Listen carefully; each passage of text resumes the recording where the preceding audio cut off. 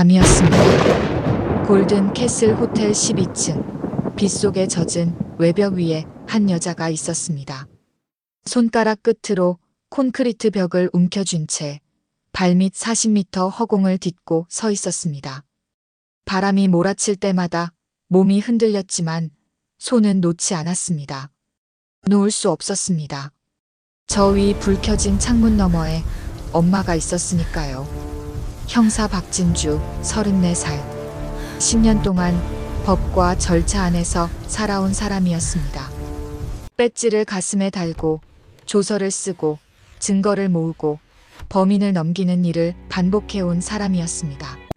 그런데 오늘 밤 그 배지는 서장 책상 위에 던져두고 왔습니다.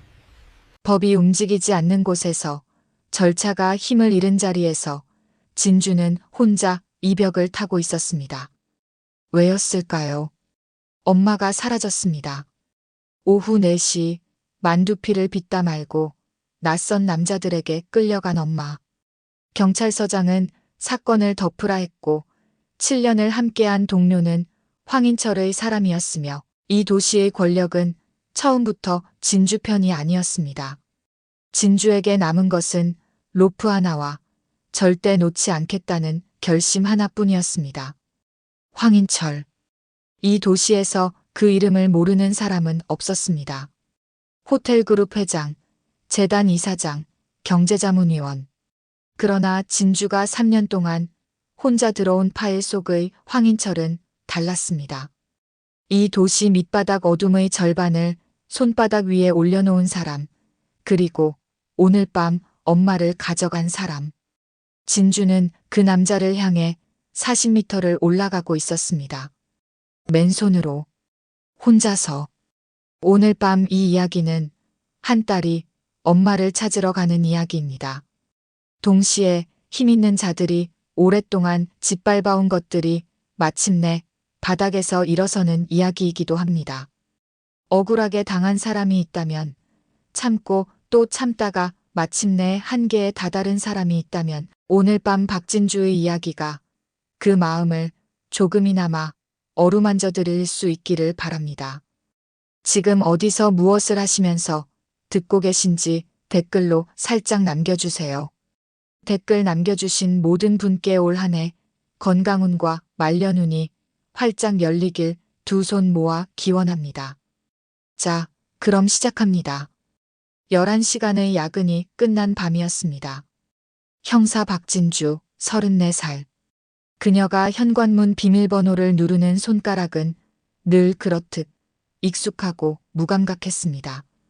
하루 12건의 조서, 취조실 형광등 아래서 보낸 시간들, 그리고 퇴근길 편의점에서 산 삼각김밥 하나. 그것이 박진주의 하루였고 또 내일이었습니다. 그런데 문이 열리는 순간 뭔가 달랐습니다. 냄새였습니다. 엄마가 만두를 빚을 때면 늘 온 집안을 가득 채우던 그 따뜻하고 포근한 밀가루 냄새가 공기 중에 절반쯤 잘려나간 것처럼 어정쩡하게 흩어져 있었습니다. 완성된 냄새가 아니었습니다. 무언가가 중간에 끊겨버린 그런 냄새였습니다. 진주는 신발을 벗다가 멈췄습니다. 거실 불이 켜져 있었습니다. 텔레비전 소리도 없고 엄마가 늘 틀어놓던 트로트 라디오 소리도 없었습니다. 그저 형광등 불빛만이 차갑게 아무 온기 없이 거실을 비추고 있을 뿐이었습니다. 엄마? 대답이 없었습니다. 주방으로 들어서는 발이 무언가를 밟았습니다. 바닥을 내려다보는 순간 진주의 심장이 한 박자 늦게 뛰었습니다. 하얀 밀가루가 주방 바닥 위에 흩뿌려져 있었고 그 위에 만두피들이 터진 채로 뒹굴고 있었습니다. 정성스럽게 빚다 만만두 속이 터져나와 마치 누군가 상을 뒤엎은 것처럼 여기저기 흩어져 있었습니다. 엄마의 손길은 오후 4시에 멈춰 있었습니다. 진주는 쪼그려 앉아 터진 만두 하나를 집어들었습니다. 아직 반죽이 완전히 굳지 않은 상태였습니다. 오래된 것이 아니었습니다. 길어야 대여섯 시간, 짧으면 두세 시간 안에 이 만두는 엄마의 손에서 노연한 것이었습니다. 떨리지 않으려 했습니다. 형사는 떨면 안 된다고 진주는 스스로에게 10번도 더 다짐해온 사람이었습니다. 눈물은 취조실 밖에서만 흘리는 것이라고, 감정은 증거를 다 모은 다음에 느끼는 것이라고. 그러나 그 손에 들린 터진 만두 하나가 오늘만큼은 그 모든 다짐을 무너뜨릴 것 같아서 진주는 이를 꽉 물었습니다. 식탁 위에 엄마의 핸드폰이 놓여 있었습니다. 버려진 것처럼, 일부러 두고 간 것처럼 전원이 꺼져 있었습니다. 진주의 눈이 좁아졌습니다. 우리 엄마는 손녀 사진 하나 놓칠까봐 화장실 갈 때도 핸드폰을 들고 들어가는 사람이었습니다.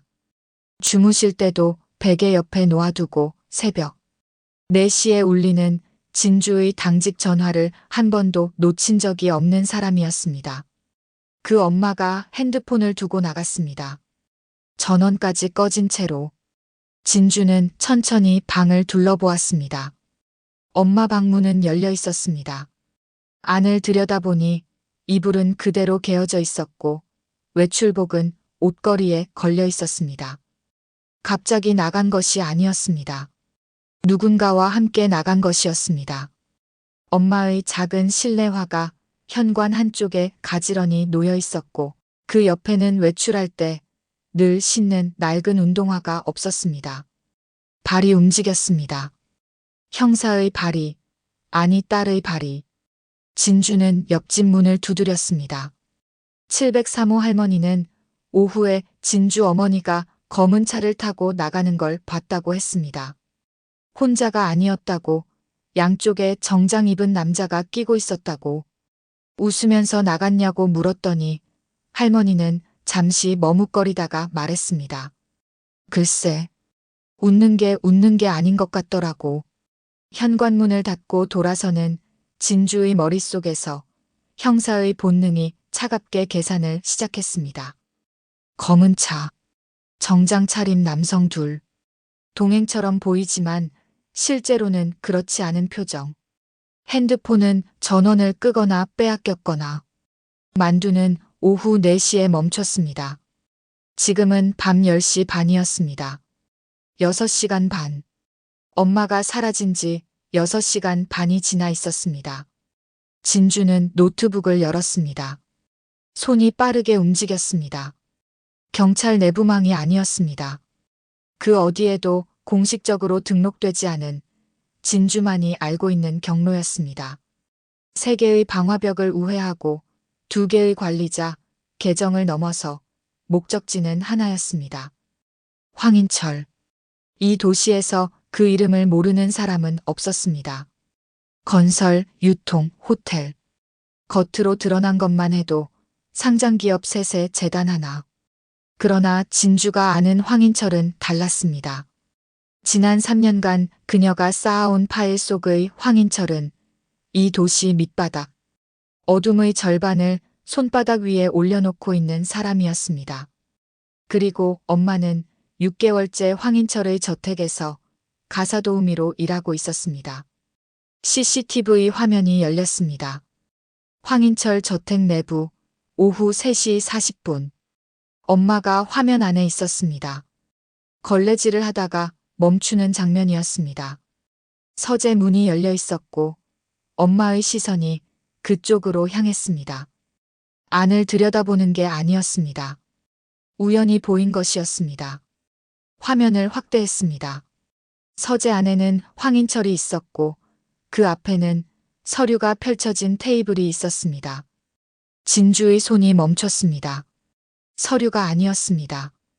장부였습니다. 숫자가 빽빽하게 들어찬 어떤 회계법인에도 등록되지 않았을 그런 장부. 엄마는 그것을 봤습니다. 그리고 황인철도 엄마가 보는 것을 봤습니다. 화면 속 황인철의 표정이 바뀌는 것은 단 0.3초였습니다. 손가락 하나를 까딱했고 화면 밖에서 남자 둘이 들어왔습니다. 엄마는 손을 내저으며 뭔가 말하는 것 같았지만 소리 없는 화면 속에서 그 말은 사라졌습니다. 오후 3시 42분.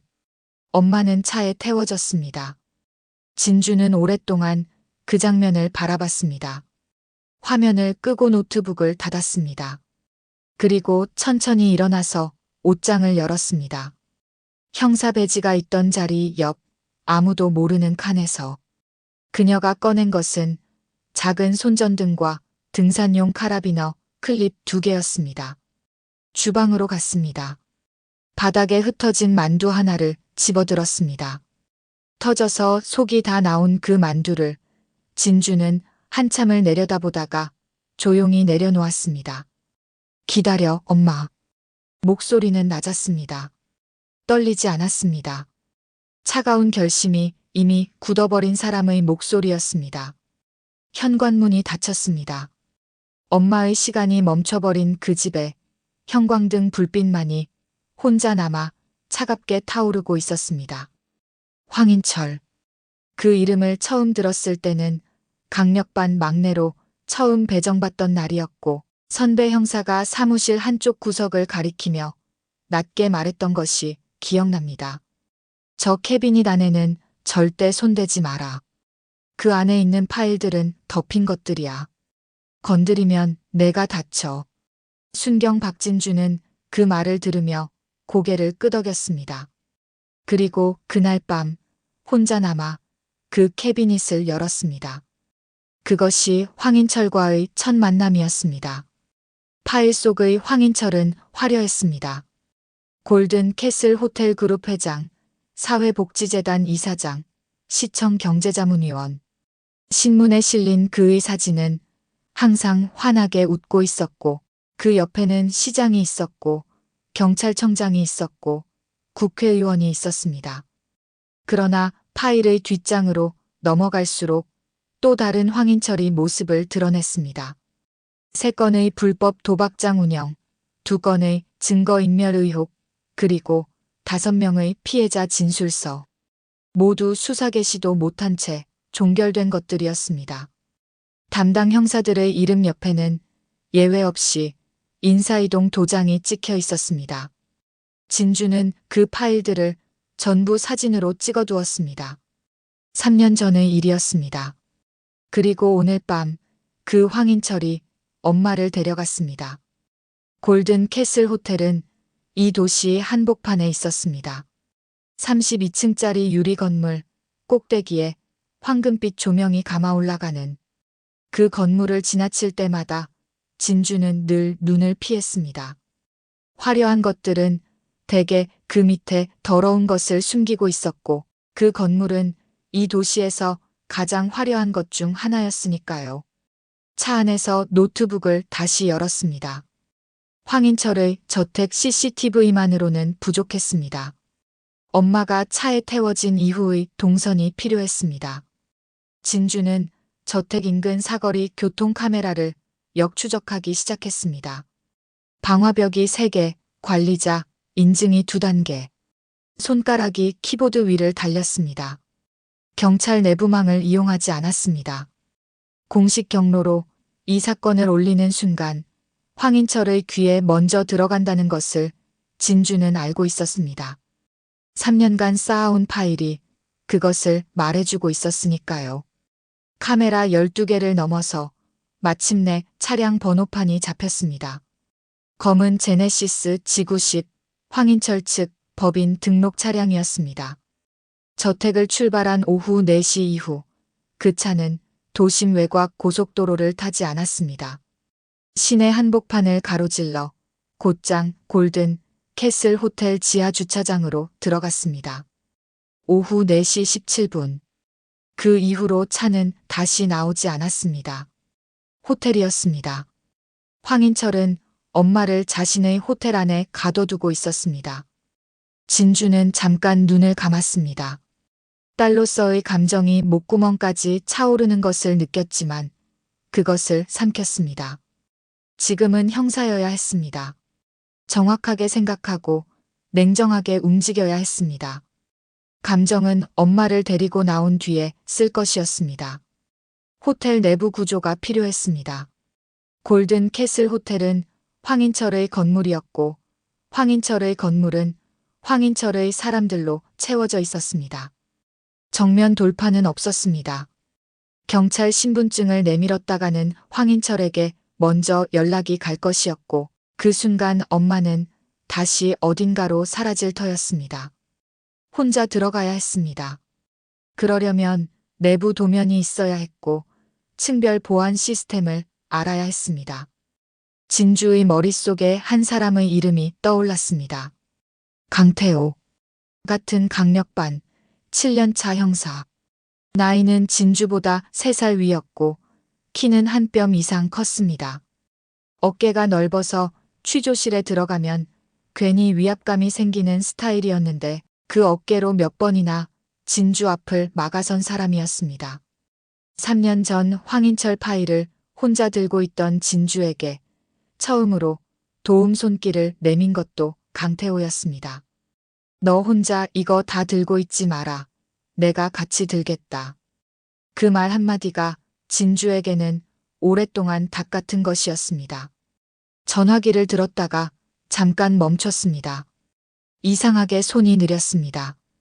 강태호에게 전화를 걸어야 한다는 생각과 어딘가 모르게 찝찝한 감각이 동시에 올라왔습니다.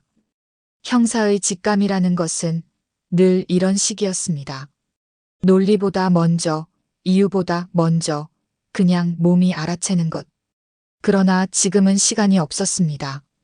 엄마가 그 건물 안에 있었고 혼자서 할 수 있는 것은 한계가 있었습니다. 전화를 걸었습니다. 강태호는 2번 만에 받았고 목소리가 멀쩡했습니다. 술도 안 마신 것 같았고 자다가 받은 것도 아니었습니다. 진주는 짧게 말했습니다. 엄마가 골든 캐슬에 있다. 황인철 건이다. 도면하고 12층 보안 루트 알아봐 줄 수 있어? 전화기 너머에서 잠깐의 침묵이 흘렀습니다.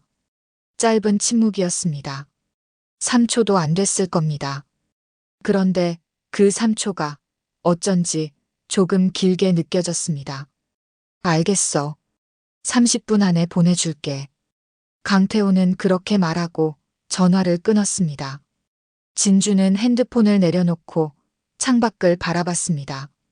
야간 도심의 불빛들이 빗속에 번지고 있었습니다. 언제부터 비가 왔는지도 몰랐습니다. 빗소리가 차 지붕을 두드리는 소리가 이상하게도 심장 박동 소리처럼 들렸습니다. 골든 캐슬 호텔. 빗속에서도 그 건물은 빛나고 있었습니다. 32층 꼭대기에 황금빛 조명이 감겨 올라가고 그 아래 12층 어딘가에 엄마가 있을 것이었습니다.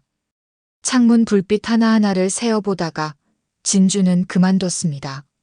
어느 불빛 뒤에 엄마가 있는지 모르면서 그냥 건물을 바라보는 것은 딸로서 할 수 있는 가장 무력한 행동이었으니까요.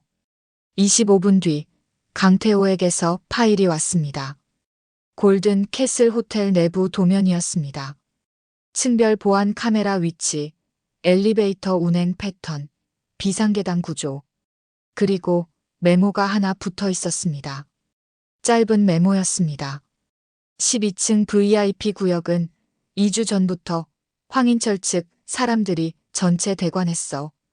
정규 직원 출입 금지 구역으로 묶여 있다. 진주의 눈이 도면 위를 천천히 훑었습니다. 엘리베이터는 12층에서 잠겨 있었습니다. 비상계단은 11층과 13층 사이 구간에 별도 잠금 장치가 있었습니다. 황인철은 그 층 전체를 섬으로 만들어 놓은 것이었습니다. 위로도 아래로도 이어지지 않는 완벽하게 차단된 섬. 그런데 도면 한 귀퉁이에 표시된 것이 눈에 들어왔습니다.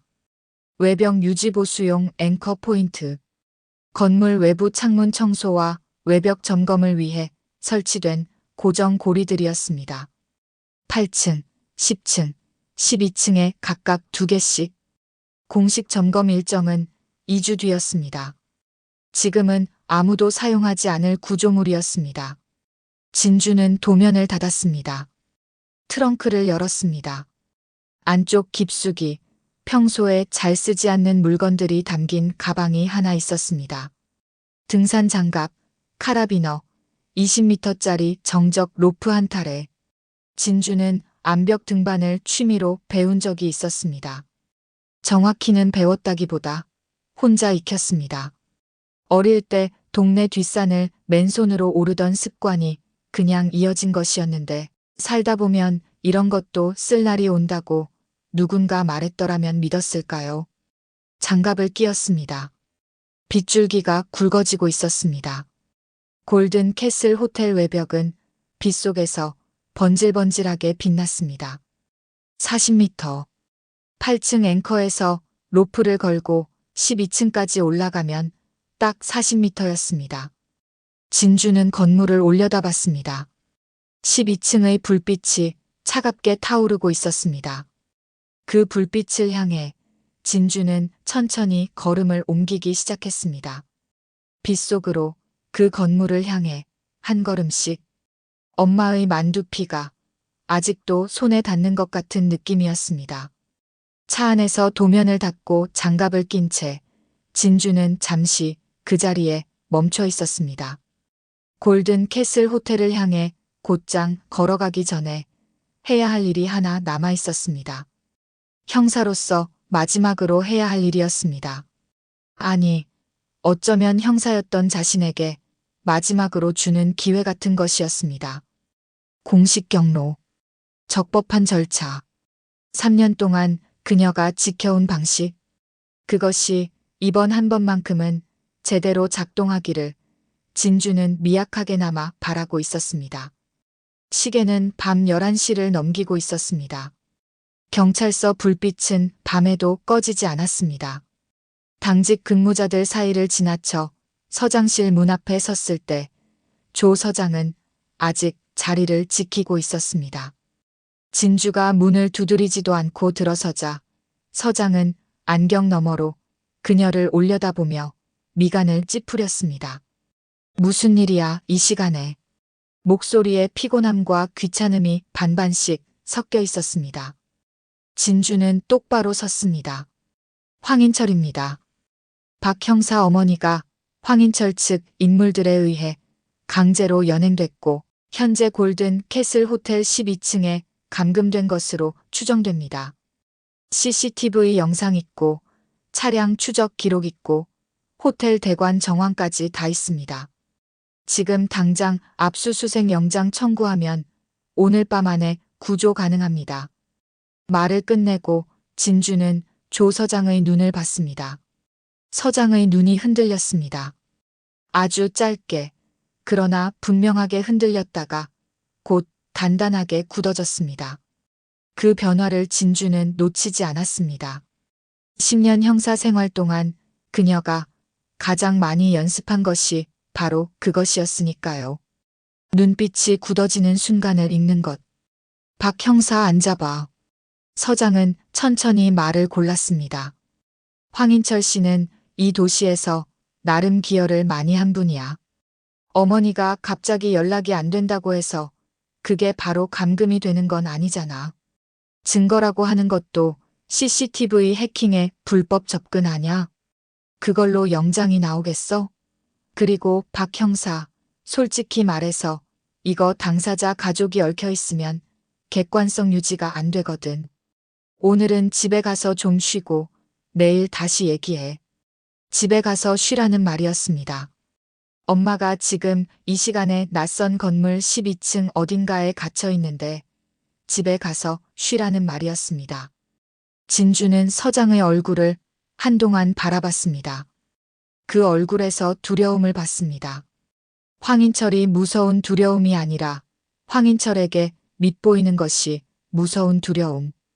자신의 자리가 흔들릴까봐 무서운 두려움. 그 두려움이 책상 너머에서 진주를 향해 정중한 말투로 포장된 채 앉아 있었습니다. 박 형사 알겠어? 서장이 다시 말했지만 진주는 이미 외투 안주머니에 손을 넣고 있었습니다. 형사 배지를 꺼냈습니다. 손 안에서 느껴지는 무게가 낯설지 않았습니다. 10년 동안 매일 차고 다닌 것이었으니까요. 처음 봤던 날 어머니 앞에서 가슴에 달아 보이며 엄마 내가 해냈어 했던 기억이 있었습니다. 그때 엄마가 울었는지 웃었는지 아마 둘 다였을 겁니다. 진주는 배지를 서장 책상 위에 내려놓았습니다. 소리는 크지 않았습니다. 탁 하고 짧게 울렸을 뿐이었습니다. 그러나 그 작은 소리가 서장실 안에서 이상하게 오래 남았습니다. 서장이 배지를 내려다보다가 진주를 올려다봤습니다. 박 형사, 이게 무슨...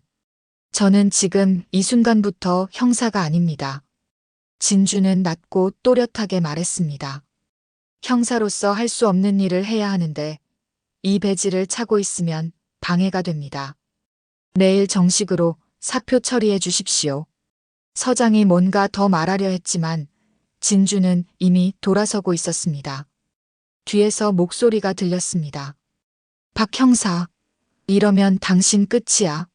이건에 손댔다간 당신 혼자 망하는 거 아니야. 그 목소리는 복도로 나온 진주의 귀에 잠깐 걸렸다가 곧 흘러내렸습니다. 끝이라는 말을 두려워하는 사람이 그 자리에 앉아 있었고 끝을 두려워하지 않는 사람이 그 자리를 박차고 나오고 있었습니다. 어느 쪽이 더 자유로운지는 물어볼 필요도 없었습니다. 경찰서를 나오면서 진주는 핸드폰을 꺼내 들었습니다. 골든 캐슬 호텔 12층. 엄마가 거기 있다는 것은 알았지만 정확히 어느 방인지는 아직 몰랐습니다. 도면만으로는 알 수 없는 것이었습니다. 그 층의 구체적인 동선, 황인철의 사람들이 어떻게 배치되어 있는지, 그리고 엄마가 어느 구역에 있는지, 그것을 알고 있을 사람이 한 명 있었습니다. 황인철의 행동대장 백승도. 이 도시 강 건너편 구도심 골목 한켠에서 불법 도박장을 운영하는 인물이었습니다. 황인철의 손발이 되어 더러운 일을 처리하는 사람, 그리고 황인철의 모든 움직임을 가장 가까이서 아는 사람이었습니다. 진주는 빗속에서 차에 올라탔습니다. 구도심까지는 15분이었습니다. 도박장은 낡은 인쇄소 건물 지하에 있었습니다. 간판은 없었습니다. 아는 사람만 아는 곳이었고 모르는 사람은 절대 들어올 수 없는 곳이었습니다.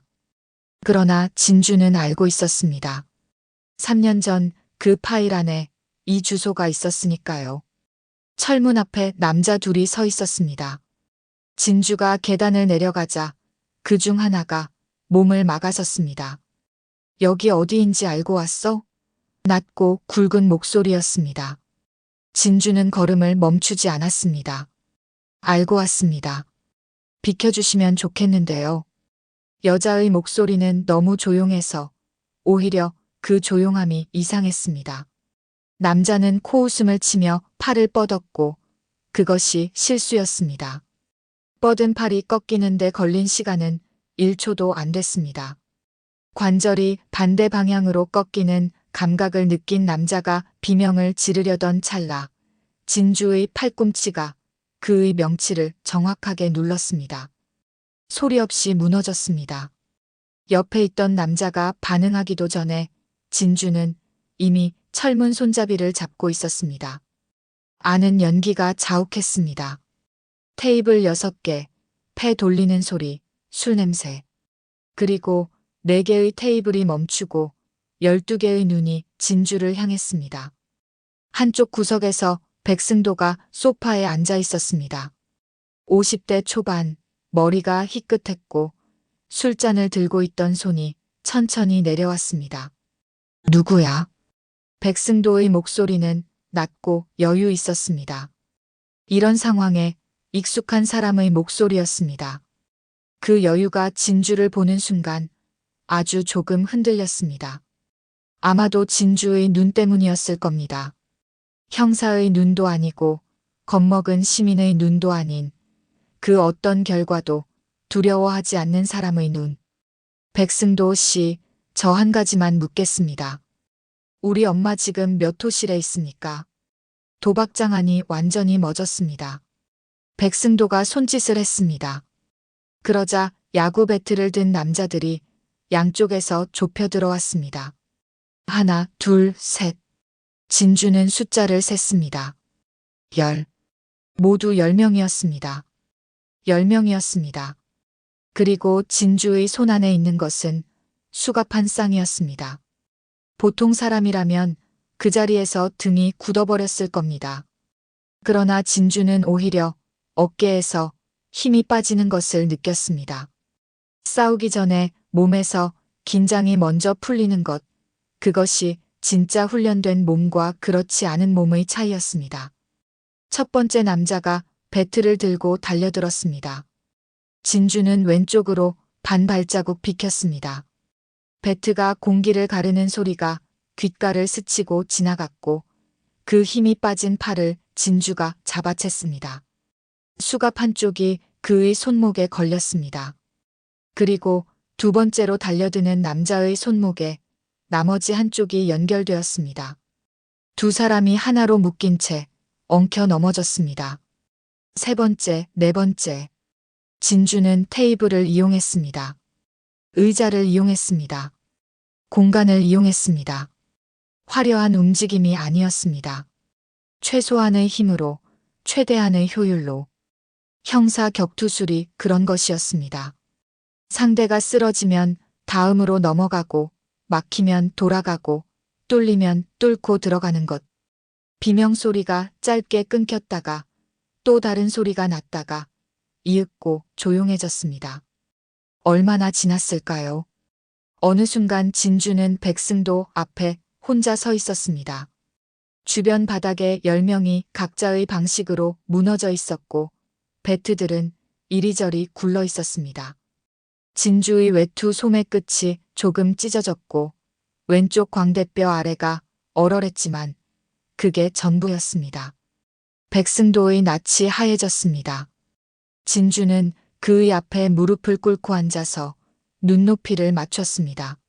목소리는 아까와 똑같이 조용했습니다. 한 번만 더 여쭤볼게요. 우리 엄마 몇 호실입니까?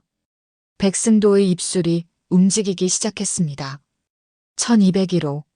짧은 대답이었습니다. 진주는 천천히 일어섰습니다. 고맙습니다. 그 말을 끝으로 진주는 돌아섰고 그 누구도 그녀의 뒤를 막지 않았습니다.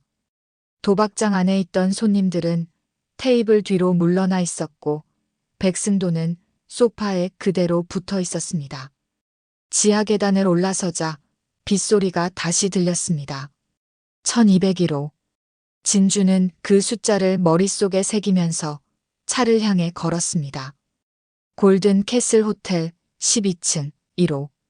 건물 정면에서 봤을 때 가장 왼쪽 끝에 위치한 방이었습니다. 도면에서 이미 확인했던 구역이었습니다. 외벽 앵커 포인트에서 가장 가까운 창문이 바로 그쪽이었습니다. 빗속에서 차에 올라탄 진주는 핸드폰을 바라봤습니다. 강태호에게서 문자가 와 있었습니다. 잘 됐어? 별일 없지? 짧은 문자였습니다. 걱정이 담긴 문자인지, 확인이 담긴 문자인지, 진주는 잠깐 그것을 바라보다가 핸드폰을 주머니에 넣었습니다. 답장은 하지 않았습니다. 형사 배지는 서장 책상 위에 놓아두고 왔습니다. 법의 보호도, 조직의 뒷배도 이제 없었습니다. 있는 것은 로프와 장갑과 카라비너, 그리고 방 호수 하나뿐이었습니다. 1201호. 엔진을 켰습니다. 골든 캐슬 호텔이 빗속에 젖어 빛나고 있었습니다. 진주는 그 빛을 향해 차를 출발시키면서 딱 한 가지만 생각했습니다. 엄마가 거기 있습니다. 그러니까 가야 합니다. 그것으로 충분했습니다. 골든 캐슬 호텔 후면 골목은 어두웠습니다. 정면은 밤새 사람들이 오가는 번화가였지만 건물 뒤편으로 돌아오면 세상이 달라졌습니다. 가로등 하나가 깜빡이다 꺼졌고 빗물이 배수구를 따라 소리를 내며 흘렀습니다. 주차된 차량 2대 사이로 진주는 몸을 숨기고 건물 외벽을 올려다봤습니다. 32층짜리 유리와 콘크리트의 덩어리가 빗속에서 검게 솟아 있었습니다. 아래서 올려다보면 꼭대기가 보이지 않을 만큼 높았습니다. 12층이 목적지였습니다. 강태호가 보내온 도면에서 확인했던 외벽 앵커 포인트는 건물 후면 오른쪽에 집중되어 있었습니다. 8층, 10층, 12층에 각각 2개씩 박혀있는 고정 고리들. 창문 청소 업체가 정기적으로 사용하는 장치들이었습니다. 진주는 배낭에서 로프를 꺼내 손에 감아봤습니다. 20m짜리 정적 로프는 젖어도 마찰력이 떨어지지 않는 소재였습니다. 암벽 등반 동호회 선배에게 배운 것이었는데 설마 이런 날에 쓰게 될 줄은 그 선배도 몰랐을 겁니다. 문제는 8층까지 어떻게 올라가느냐였습니다. 건물 뒤편에는 비상구 철제 계단이 외벽을 타고 7층까지 연결되어 있었습니다. 오래된 구조물이었습니다. 호텔을 지을 때 소방법 기준을 충족시키기 위해 덧붙인 것인데 도면상으로는 현재 사용 중인 계단이 아니었습니다. 빗속에서 진주는 그 철제 계단의 가장 아래쪽을 찾아 눈으로 훑었습니다. 지면에서 약 2m 위에 떠 있는 구조였고 접이식 사다리가 달려 있었지만 자물쇠로 잠겨 있었습니다. 진주는 배낭을 벽 쪽에 내려놓고 잠깐 주변을 살폈습니다. 골목 한쪽에 버려진 플라스틱 컨테이너, 박스 2개가 쌓여 있었습니다. 진주는 그것을 끌어다 계단 아래 쌓고 올라섰습니다. 박스가 삐걱거렸지만 무게는 버텼습니다. 팔을 뻗으니 철제 계단 난간이 손에 닿았습니다.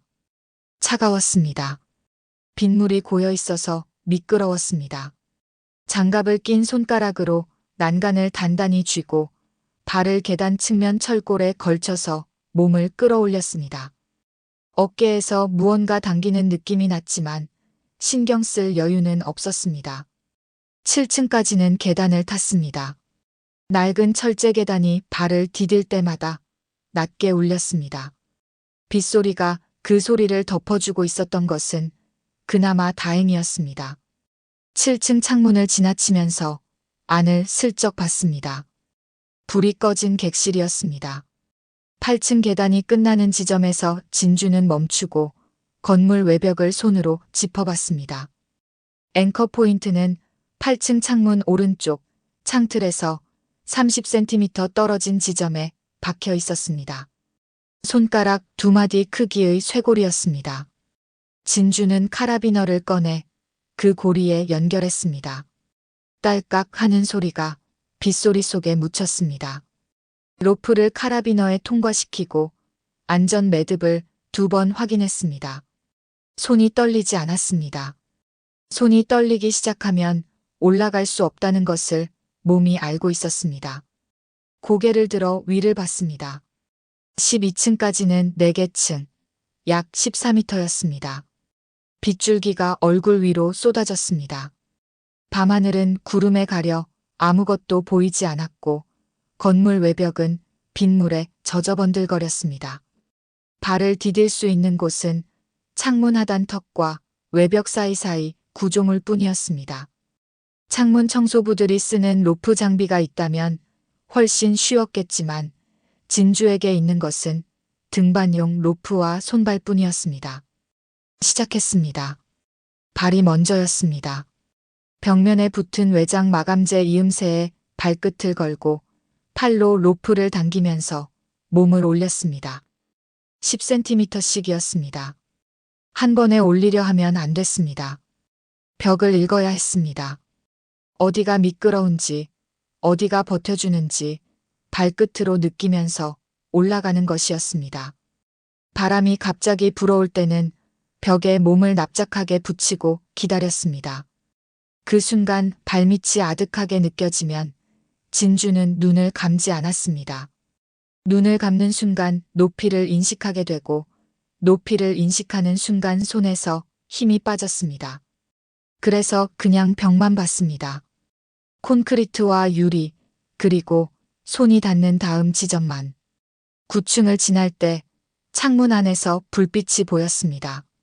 심장이 반 박자 빠르게 뛰었습니다. 안에 사람이 있었습니다. 불빛이 움직이는 것을 보니 투숙객이 돌아다니는 것 같았습니다. 진주는 그 창문 옆을 지나치면서 최대한 창틀 바깥쪽으로 몸을 붙였습니다. 만약 안에서 창문을 열기라도 한다면 그 순간은 어떻게 해볼 도리가 없었습니다. 10초가 영원처럼 느껴지는 구간이었습니다. 창문은 열리지 않았습니다. 불빛은 사라졌습니다. 진주는 숨을 내쉬고 다시 위를 향했습니다. 10층 앵커 포인트에서 로프를 다시 걸었습니다. 손끝이 차가웠습니다. 등반 장갑을 끼고 있었지만 빗물이 스며들어 있었고 그 찬 기운이 손가락 마디까지 파고들었습니다. 손가락 관절을 구부렸다 펴봤습니다. 아직 감각은 있었습니다. 괜찮았습니다.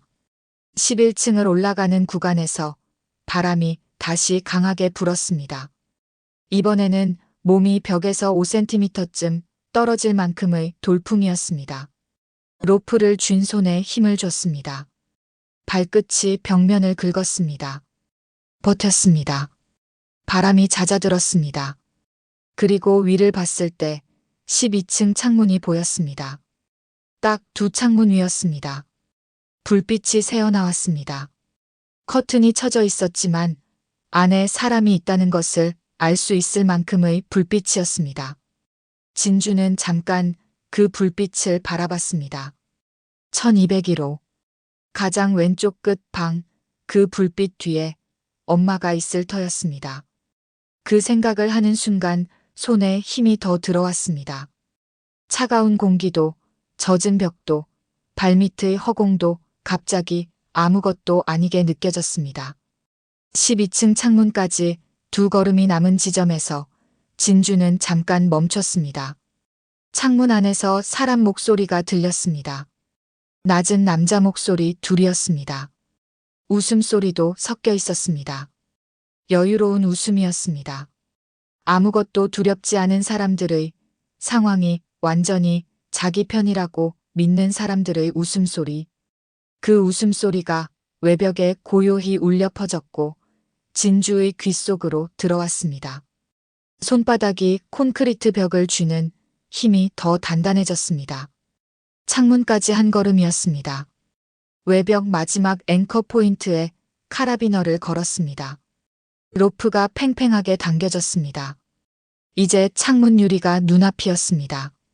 진주는 창틀 아래 발을 단단히 걸치고 배낭에서 마지막으로 남은 것을 꺼냈습니다. 유리 파괴용 텅스텐 스틱이었습니다. 손가락 길이의 작은 막대기였지만 강화 유리에 점 충격을 가하면 전면이 산산조각 나도록 설계된 물건이었습니다. 진주는 그것을 손에 쥐고 마지막으로 아래를 한번 봤습니다. 40m. 골목 바닥이 아득하게 내려다 보였습니다. 가로등 불빛이 빗속에 번져 있었고 진주가 올라왔던 철제 계단이 개미 다리처럼 작게 보였습니다. 바람이 또 한 번 불어왔습니다. 진주는 아래를 보는 것을 그만뒀습니다. 위를 봤습니다. 창문 안의 불빛을 봤습니다. 1201호. 엄마가 거기 있었습니다. 그것이면 충분했습니다. 숨을 한 번 천천히 들이쉬었습니다. 빗물이 입술을 적셨습니다.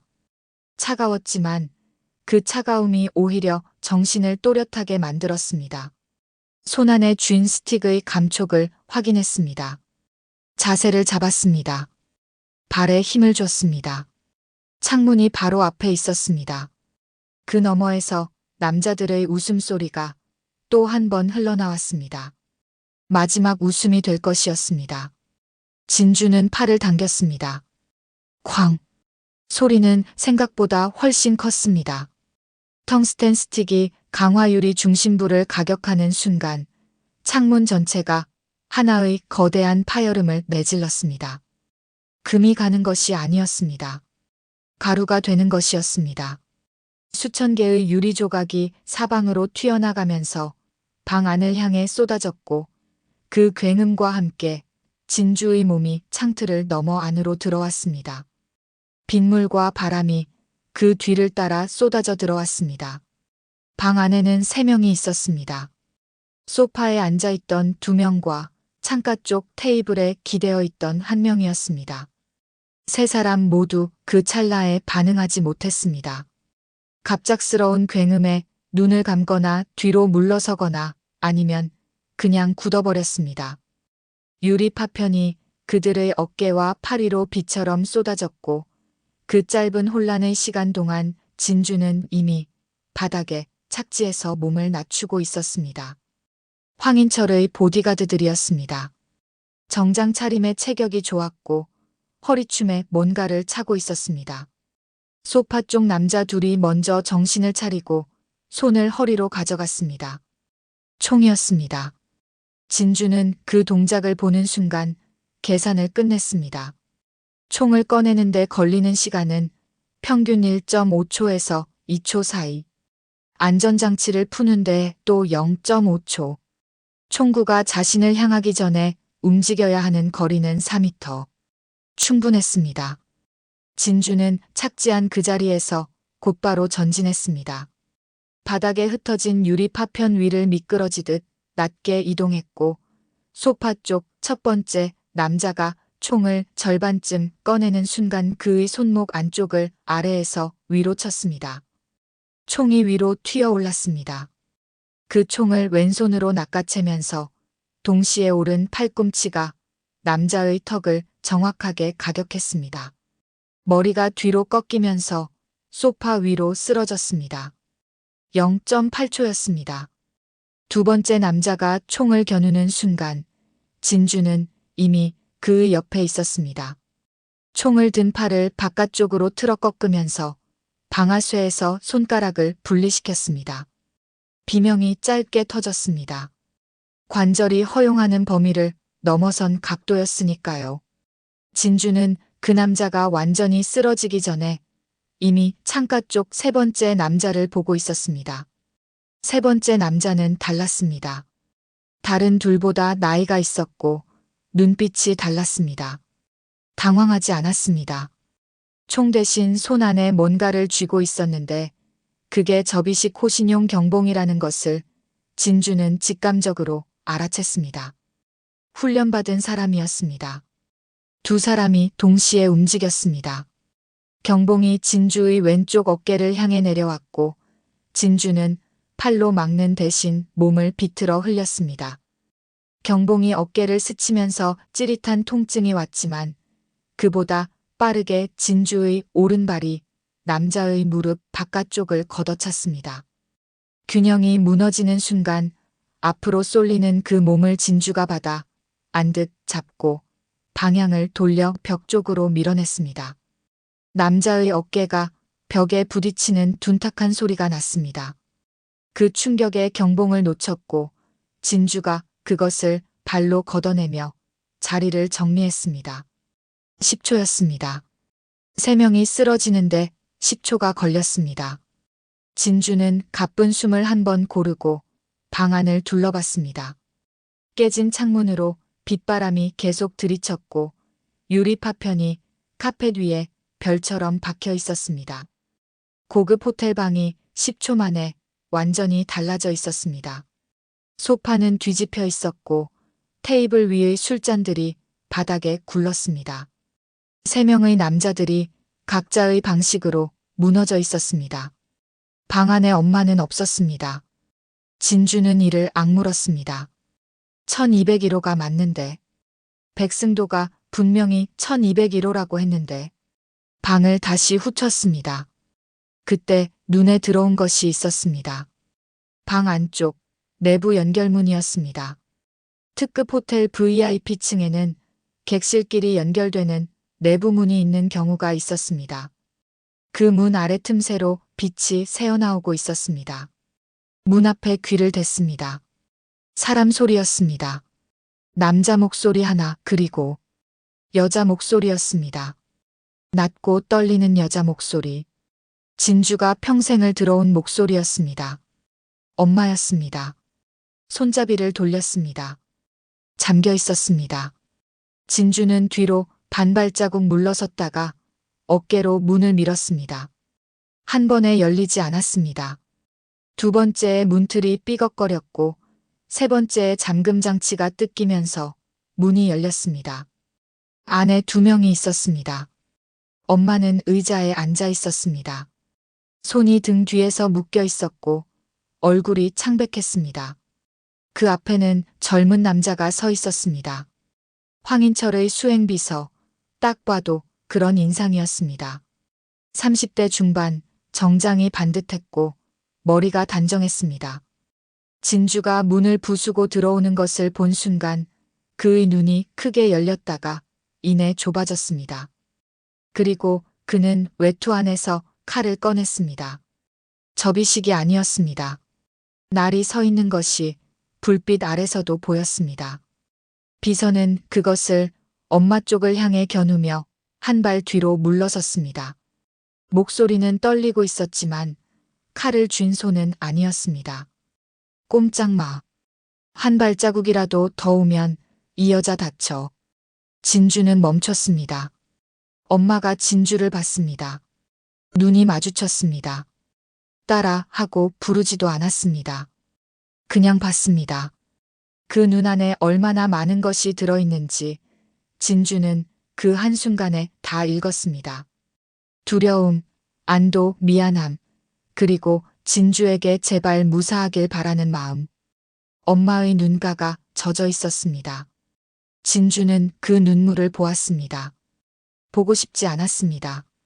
형사로서 냉정하게 상황을 계산하고 있어야 하는데 엄마의 눈물이 눈에 들어오는 순간 가슴 안에서 뭔가가 단단하게 굳어버리는 것을 느꼈습니다.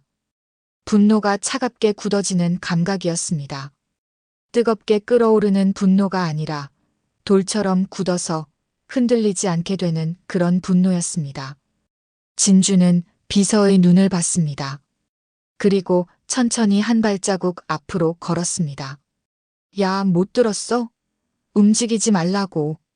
비서의 목소리가 올라갔습니다. 칼이 엄마 쪽으로 더 가까워졌습니다. 진주는 멈추지 않았습니다.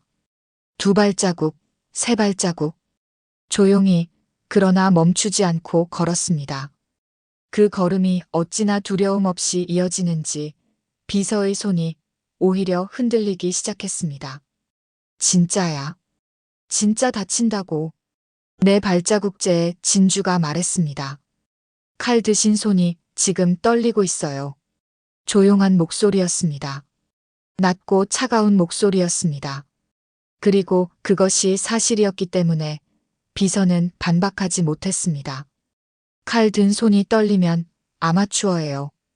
아마추어는 칼을 쓰지 못합니다. 머리가 쓰라고 명령하기 전에 몸이 먼저 멈추거든요. 5발자국째였습니다. 비서가 칼을 내지르려는 순간 진주의 왼손이 그 손목 안쪽을 정확하게 쳤습니다. 위에서 아래가 아니라 아래에서 위로. 칼을 쥔 손의 힘이 빠지는 각도로. 칼이 공중으로 튀었습니다. 진주는 그것을 왼손으로 낚아채 뒤로 던지면서 동시에 오른손으로 비서의 옷깃을 잡아당겨 방향을 돌렸습니다. 비서의 몸이 회전하면서 벽 쪽으로 쏠렸고 진주의 오른 무릎이 그 명치를 눌렀습니다. 소리 없이 주저앉았습니다. 공기가 빠져나간 사람처럼 조용해졌습니다. 진주는 쪼그려 앉아 엄마 손목에 묶인 줄을 풀었습니다. 줄이 너무 조여 있어서 손목에 붉은 자국이 나 있었습니다. 그 자국을 보는 순간 진주는 고개를 숙였습니다. 들키지 않으려 했습니다. 그러나 엄마는 알았습니다. 엄마는 언제나 알았습니다. 진주야. 엄마의 목소리가 떨렸습니다. 괜찮아? 진주는 고개를 들지 않은 채 대답했습니다. 엄마, 저 왔잖아요. 그것이 전부였습니다. 그 짧은 말 한마디가 이 밤에 두 사람 사이에서 오간 가장 긴 대화였습니다.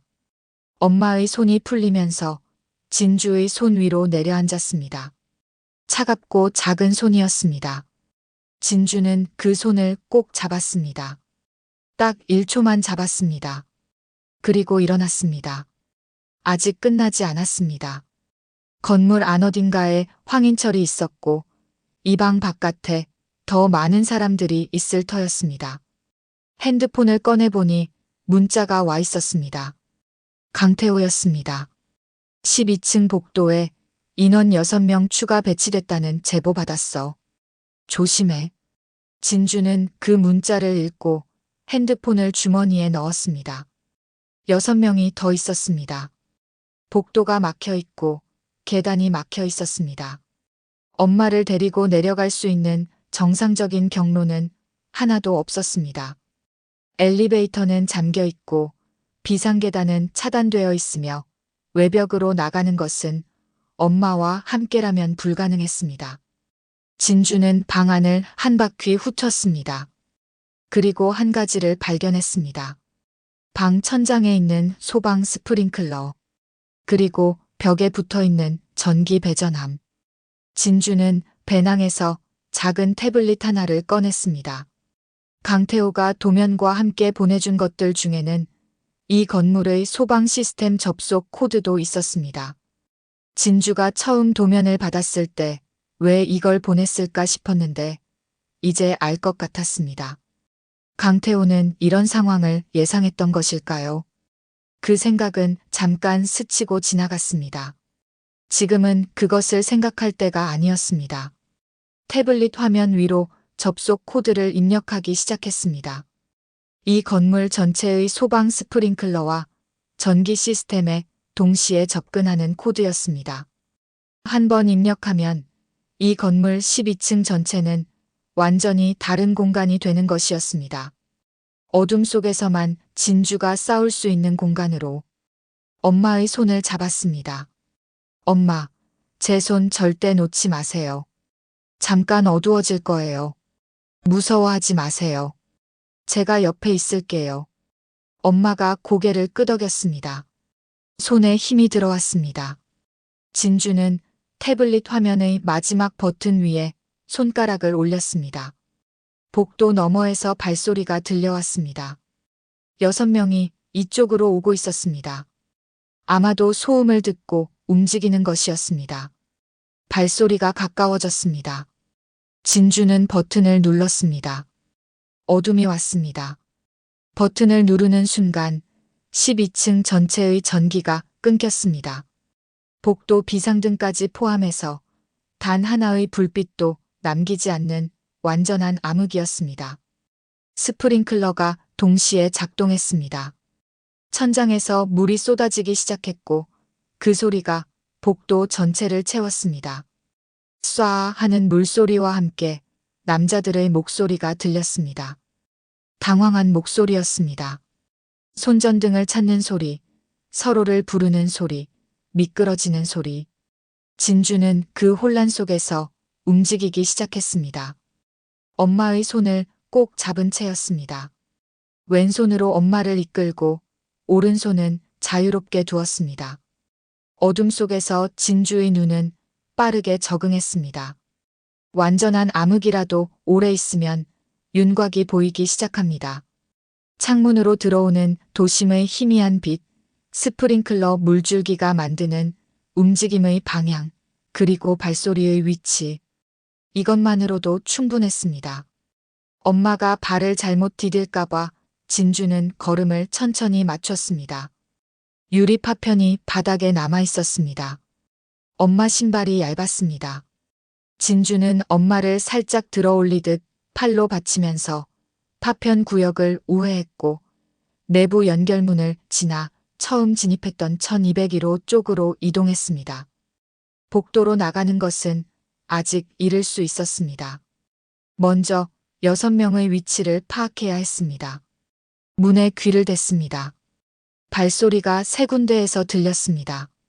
복도 왼쪽 끝에서 2명이 이동하는 소리, 오른쪽 가운데 구역에서 2명이 멈춰 있는 소리, 그리고 엘리베이터 앞쪽에서 나머지 둘이 서로 낮게 대화하는 소리였습니다.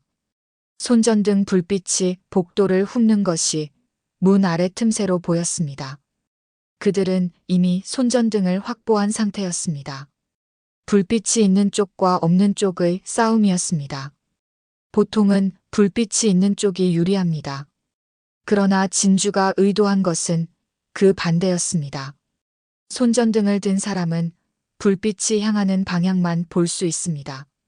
어둠 속에서 적응한 눈을 가진 사람은 불빛이 만드는 경계 너머까지 볼 수 있었습니다. 오히려 손전등은 그것을 든 사람의 위치를 먼저 알려주는 표지판이 되는 것이었습니다. 진주는 엄마를 1201호 안쪽 욕실로 데려갔습니다. 문을 잠그고 나서 엄마 손을 잡은 채 낮게 말했습니다. 여기 계세요. 소리나도 문 열지 마세요. 제가 3번 두드리면 그때 열어주세요. 엄마가 어둠 속에서 진주의 손을 꽉 쥐었습니다. 한참 동안 놓지 않았습니다. 엄마 하고 불렀더니 엄마가 손을 풀었습니다. 놓아주는 손이었습니다. 가라는 손이었습니다. 조심해라 라는 말이 그 손 안에 가득했습니다. 진주는 욕실 문을 조용히 닫았습니다. 복도로 나가기 전 방 안에 있던 것들을 머릿속으로 다시 정리했습니다. 스프링클러, 물이 바닥을 적시고 있었습니다. 카펫 위에 물이 고이기 시작했고 그 위를 걸으면 소리가 났습니다. 진주는 신발을 벗었습니다. 양말 발로 물이 고인 카펫을 밟으면 소리가 절반으로 줄었습니다. 차가웠지만 차가움은 지금 문제가 아니었습니다. 복도 문을 열었습니다. 스프링클러가 복도에서도 쏟아지고 있었습니다. 물이 천장에서 커튼처럼 내리꽂혔고 그 소리가 모든 것을 덮었습니다. 오른쪽 손전등 불빛이 움직이고 있었습니다. 2명이었고 문마다 하나씩 열어 확인하면서 이쪽으로 천천히 좁혀오고 있었습니다. 왼쪽에서는 다른 2명이 비슷한 방식으로 움직이고 있었습니다. 진주는 오른쪽을 먼저 선택했습니다. 물이 쏟아지는 복도 벽을 등지고 이동했습니다. 발소리는 스프링클러 소리가 다 흡수했습니다. 오른쪽 2명 중 앞에 서서 손전등을 든 남자와의 거리가 좁혀졌습니다. 6m, 5m, 4m. 진주는 천장을 봤습니다. 스프링클러 헤드 바로 아래에서 물줄기가 가장 세게 쏟아지고 있었습니다. 그 아래가 시야가 가장 나빴습니다. 진주는 그 지점으로 이동했습니다. 손전등 불빛이 진주가 있는 방향으로 향했습니다. 그러나 물줄기가 빛을 분산시켰고 불빛 너머는 뿌연 수막이었습니다. 남자가 불빛을 앞으로 내밀며 한 걸음 다가왔습니다. 뭔가 있는 것 같기도 하고 없는 것 같기도 한 그 애매한 경계선에서 그는 멈칫했습니다. 그것이 실수였습니다. 멈추면 안 됐습니다. 멈추는 순간 발소리가 사라지고 그러면 상대의 위치를 소리로 읽던 사람에게는 오히려 기회가 생겼습니다. 진주는 그 멈춤의 순간에 이미 옆으로 돌아들어가 있었습니다. 손전등을 든 팔의 반대편, 남자의 사각지대. 왼팔이 남자의 목 아래를 감쌌고 오른손이 그의 손전등을 부드럽게 빼앗았습니다. 비명이 나오려는 순간 이미 의식이 끊어졌습니다. 경동맥 압박 10초면 충분했습니다. 소리도 저항도 없었습니다. 뒤따라오던 2번째 남자가 물 쏟아지는 소리 사이로 낮게 불렀습니다. 형, 어디야? 대답이 없었습니다. 어둠 속에서 불빛 하나가 사라졌습니다. 2번째 남자가 손전등을 사방으로 휘둘렀습니다. 흔들리는 불빛이 물줄기를 가르면서 허공을 헤맸습니다. 진주는 이미 그의 뒤에 있었습니다. 2번째 남자도 조용히 무너졌습니다. 왼쪽 2명을 처리하는 데는 조금 더 시간이 걸렸습니다. 그 둘은 간격을 좁게 유지하면서 이동하고 있었기 때문에 하나를 처리하는 동안 다른 하나가 눈치챌 가능성이 있었습니다. 진주는 먼저 벽에 붙어 있는 소화기를 찾아 손에 쥐었습니다. 어둠 속에서 손으로 벽을 더듬어 찾아낸 것이었습니다. 소화기 안전핀을 뽑고 방아쇠를 눌렀습니다. 흰 분말이 복도 왼쪽 끝을 가득 채웠습니다. 기침 소리가 터졌습니다. 두 명이 동시에 기침하면서 뒤로 물러섰고 손전등이 위아래로 흔들렸습니다. 진주는 그 혼란 속으로 걸어 들어갔습니다. 눈이 아프고 숨이 막히는 상황에서 사람은 앞을 보지 못합니다. 몸이 먼저 반응해서 눈을 감고 뒤로 물러서는 것이 본능이었습니다. 그 본능이 두 남자를 무력화하는데 5초도 걸리지 않았습니다. 복도가 조용해졌습니다. 스프링클러 소리만 남았습니다. 진주는 물이 쏟아지는 복도 한가운데에 서서 숨을 골랐습니다. 머리부터 발끝까지 흠뻑 젖어 있었습니다. 외벽을 타면서 이미 빗물에 젖었던 몸이 이번에는 스프링클러 물에 두 번째로 젖었습니다. 차가웠습니다. 그러나 이상하게도 그 차가움이 정신을 더 또렷하게 만들었습니다. 6명이 처리됐습니다. 그런데 뭔가 이상했습니다. 6명이었습니다. 강태호가 말했던 숫자가 딱 맞았습니다. 너무 딱 맞았습니다. 진주는 물이 고인 복도에 서서 그 생각을 천천히 씹어봤습니다. 강태호는 12층에 6명이 추가 배치됐다는 제보를 받았다고 했습니다. 제보를 받았다고. 누구에게서 받은 제보였을까요? 황인철 측 정보를 이렇게 빠르게, 이렇게 정확하게 알고 있는 사람이 과연 누구였을까요? 그리고 소방 시스템 접속 코드가 담긴 도면. 진주가 부탁한 것은 건물 내부 구조와 보안 루트였습니다. 소방 시스템 접속 코드는 부탁하지 않은 것이었습니다. 그런데 강태호는 그것을 함께 보내왔습니다. 마치 진주가 이 상황에서 그것이 필요하다는 것을 미리 알고 있었던 것처럼. 진주의 발이 멈췄습니다. 미리 알고 있었다. 황인철 측이 엄마를 잡아들인 것을 미리 알고 있었다면 진주가 경찰서 공식 채널이 아닌 다른 경로로 움직일 것을 알고 있었다면 그리고 진주가 이 건물로 올 것을 알고 있었다면 그 모든 정보는 어디서 나온 것이었을까요? 핸드폰을 꺼냈습니다. 강태호의 문자를 다시 봤습니다. 도면과 접속 코드가 왔던 시간, 그리고 6명 추가 배치 문자가 왔던 시간. 두 문자 사이의 간격이 23분이었습니다. 진주가 처음 전화했을 때 강태호가 전화를 받기까지 걸린 시간은 2번 신호음이었습니다. 밤 11시가 넘은 시간이었는데 자고 있지 않았습니다. 그리고 그 목소리, 진주가 황인철이라는 이름을 꺼냈을 때 흘렀던 3초의 침묵. 손가락이 화면 위에서 멈췄습니다. 너무 많은 것이 딱딱 맞아 들어가고 있었습니다. 마치 누군가 처음부터 이 판을 설계해 둔 것처럼. 황인철은 엄마를 미끼로 썼고 진주는 그 미끼를 물어 이 건물로 왔습니다. 6명은 진주에게 처리될 만큼의 숫자였습니다. 넘치지도 않고 모자라지도 않게. 그렇다면 진짜 함정은 아직 시작되지 않은 것이었습니다. 찬물이 머리 위로 쏟아졌습니다.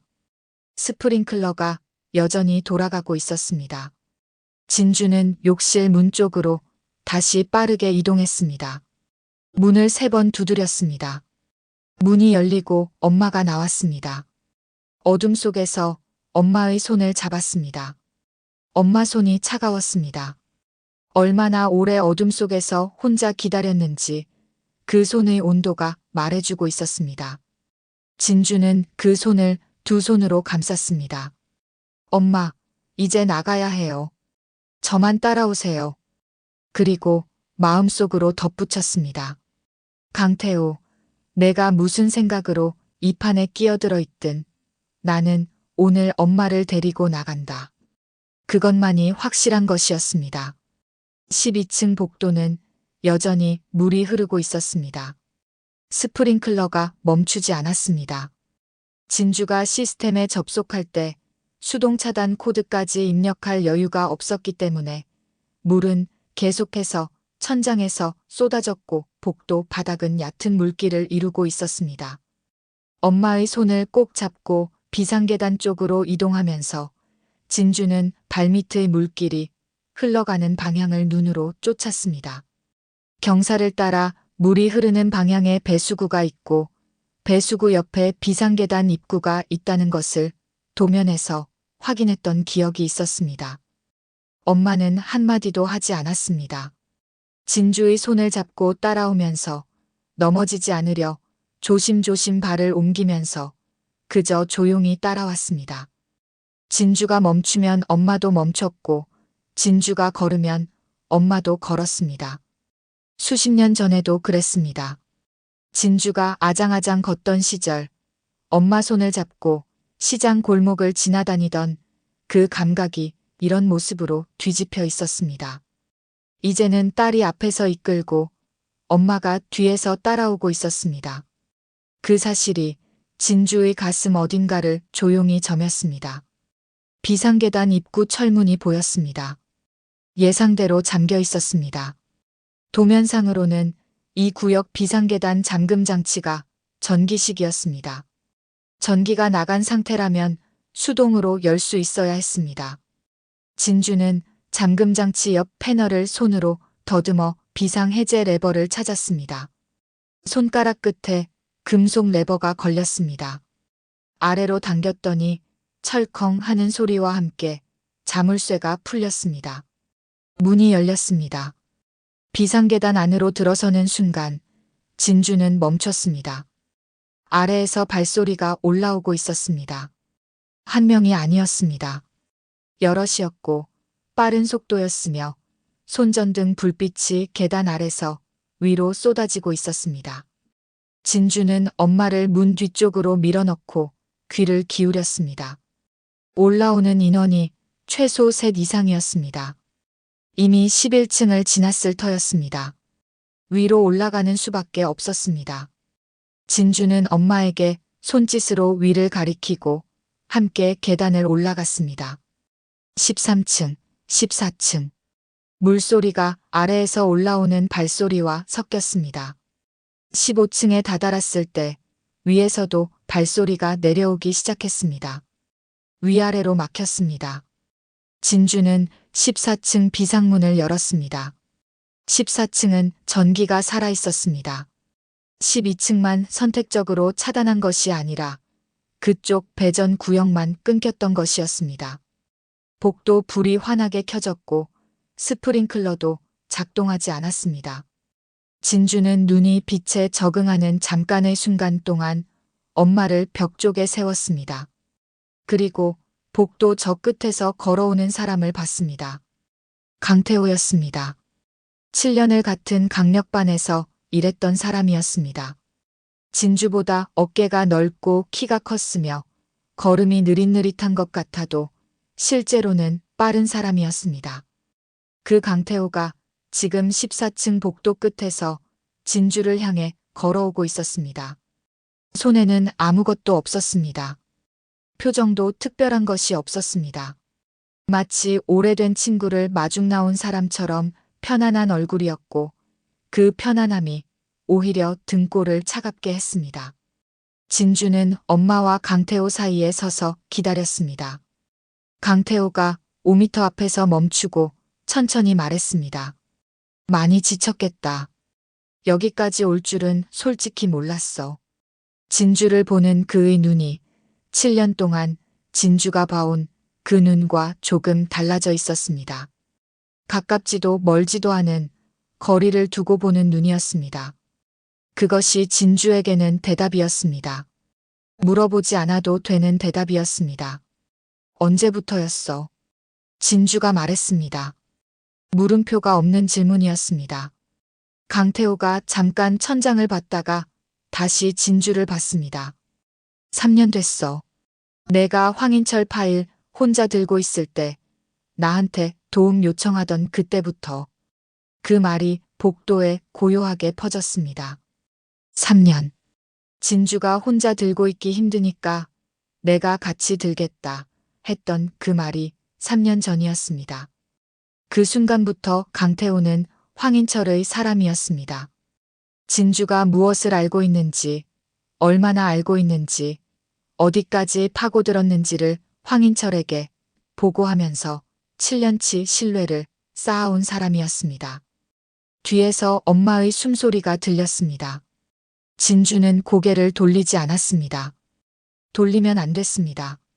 눈물이 날 것 같아서가 아니라 강태호에게서 시선을 뗐다가는 그 찰나에 상황이 바뀔 수 있었기 때문이었습니다. 도면이랑 접속 코드는 왜 줬어? 진주가 다시 물었습니다.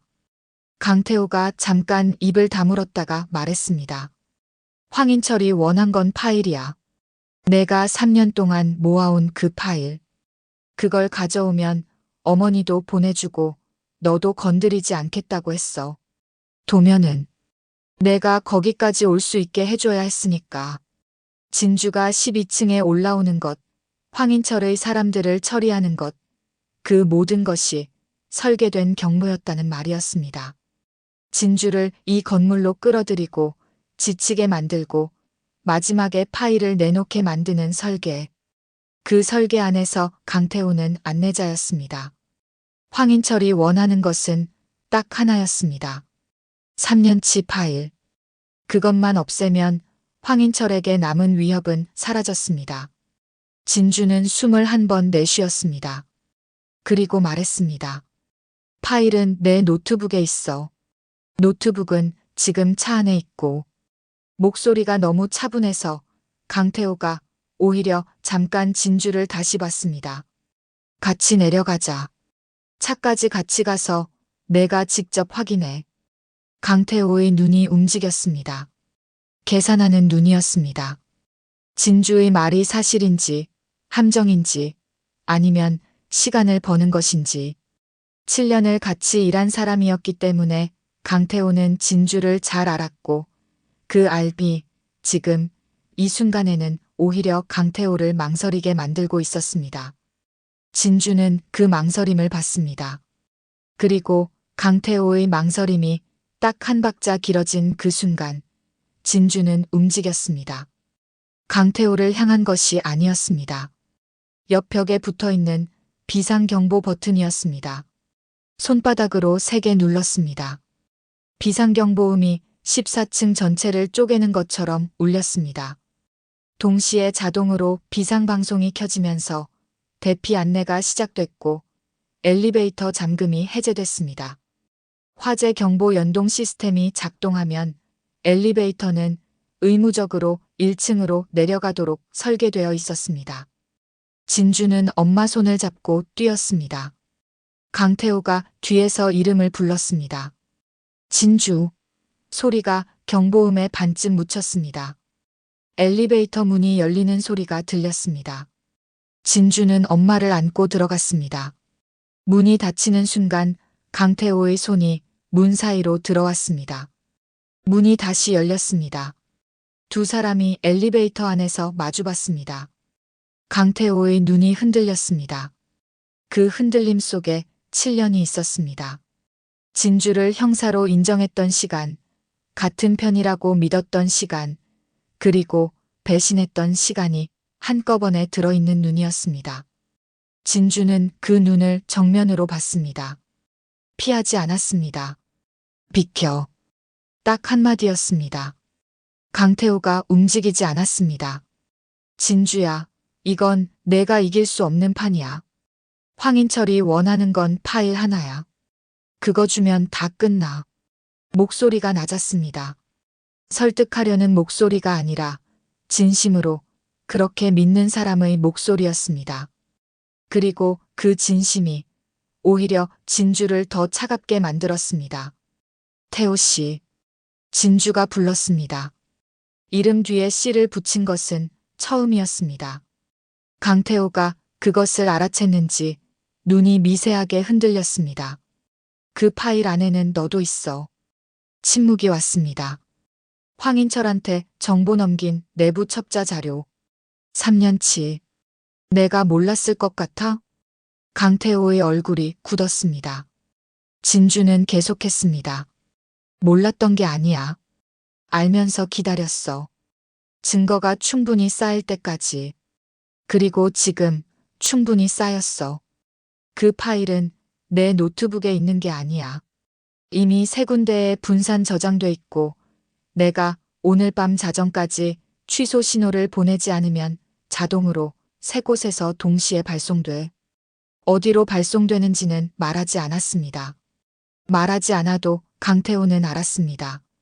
형사 출신인 진주가 선택할 수 있는 경로가 어디인지, 황인철의 손이 닿지 않는 곳이 어디인지 강태호도 알고 있었습니다. 엘리베이터 문이 다시 닫히려 했습니다. 강태호의 손이 문틀에서 천천히 내려왔습니다. 문이 닫혔습니다. 엘리베이터가 아래로 움직이기 시작했습니다. 진주는 등이 벽에 닿는 것을 느끼며 숨을 내쉬었습니다. 엄마가 진주의 손을 꽉 쥐었습니다. 말이 없었지만 엄마의 손이 말하고 있었습니다. 다 들었다. 다 알았다. 고생했다. 그 모든 말이 손 하나에 담겨 있었습니다. 진주는 눈을 감았습니다.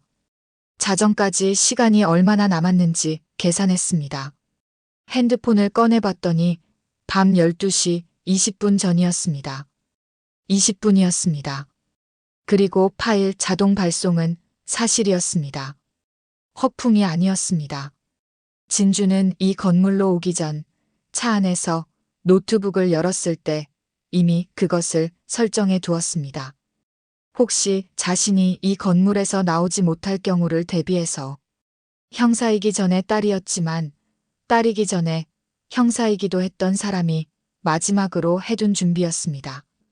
1층에 도착하는 소리가 났습니다. 엘리베이터 문이 열렸습니다. 호텔 로비였습니다. 비상경보가 울리는 상황이라 직원들이 이리저리 뛰어다니고 있었고 투숙객 일부가 로비로 내려와 있었습니다. 혼란스러운 공간이었습니다. 진주는 그 혼란 속으로 엄마와 함께 걸어 들어갔습니다. 아무도 두 사람을 막지 않았습니다. 호텔 정문을 나서는 순간 빗줄기가 얼굴을 때렸습니다. 바깥은 여전히 비가 내리고 있었습니다. 멀리서 사이렌 소리가 들려오기 시작했습니다. 화재 경보와 연동해서 신고가 들어갔을 터였습니다. 소방차였습니다. 진주는 빗속에서 잠깐 걸음을 멈추고 골든 캐슬 호텔을 돌아봤습니다. 그리고 14층 창문 어딘가에서 강태호가 내려다보고 있을 거라는 것을 알았습니다. 그러나 이제 그것은 진주가 처리할 몫이 아니었습니다. 자정이 지나면 파일이 발송되고 그 이후는 진주의 손을 떠난 영역이었습니다. 황인철도 강태호도 조 서장도 3년치 파일이 그들 모두에게 닿을 것이었습니다. 엄마의 손을 잡았습니다. 빗속을 걸으면서 엄마가 나지막하게 물었습니다. 진주야, 배고프지 않니? 진주는 피식 웃고 말았습니다. 이 밤에 이 상황에서 배고프지 않니? 라고 묻는 사람이 세상에 엄마 말고 또 있을까 싶었습니다. 배고파요 하고 대답했더니 엄마가 말했습니다. 집에 가서 만두마저 빚어야겠다. 진주는 그 말에 아무 대답도 하지 않았습니다. 대답 대신 엄마 손을 더 꽉 잡았습니다. 빗속에서 두 사람이 나란히 걸었습니다.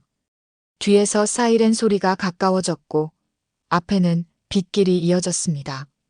그런데 엄마가 걸음을 멈췄습니다. 진주도 따라 멈췄습니다. 엄마, 왜요? 엄마가 진주를 봤습니다. 빗속에서 엄마의 눈이 이상하게 진지했습니다. 오늘 밤의 엄마 눈이 아닌 것 같았습니다. 무언가를 오래 마음속에 담아두었다가 더 이상 담아둘 수 없어진 사람의 눈이었습니다. 진주야. 엄마의 목소리가 낮았습니다. 그날 내가 서재에서 본 게 황 회장 장부만이 아니야. 진주의 발이 굳었습니다. 빗소리가 갑자기 크게 들렸습니다. 엄마는 말을 잇지 않았습니다. 말해야 할지 말아야 할지를 아직 결정하지 못한 사람처럼 입술을 조용히 다물고 있었습니다. 진주는 엄마의 눈을 봤습니다. 그 눈 안에 들어있는 것이 오늘 밤보다 훨씬 더 깊은 무언가라는 것을 느꼈습니다. 더 큰 것이 있었습니다.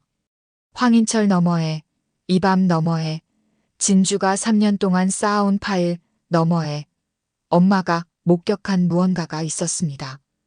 빗줄기가 두 사람을 적시는 가운데 진주는 그 자리에 선 채로 엄마의 다음 말을 기다렸습니다. 사이렌이 가까워졌습니다. 엄마의 말이 빗속에 떠 있었습니다. 황 회장 장부만이 아니라는 말, 더 있다는 말. 진주는 그 말의 무게를 가늠하면서 엄마의 눈을 봤습니다. 평생을 가사도우미로 살아온 이 작고 조용한 사람이 황인철의 서재에서 목격한 것이 장부 하나였다면 황인철은 굳이 이렇게 움직이지 않았을 것이었습니다. 그냥 엄마를 협박하고 입을 막으면 그만이었습니다.